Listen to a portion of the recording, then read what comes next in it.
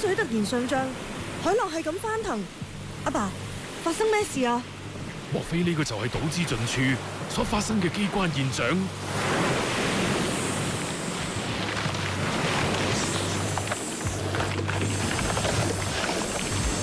你哋睇下，係蛇啊！九頭海蛇出現喺我哋面前啊！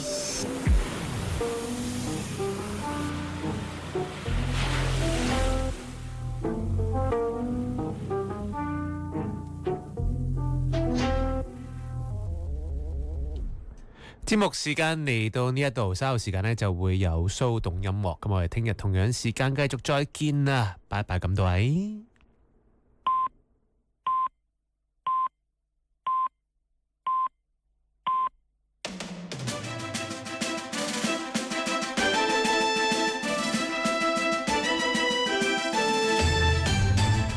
香港電台新聞報導。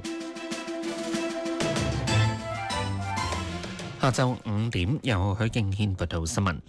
全國港澳研究會喺北京舉行有關行政主導嘅專題研討會。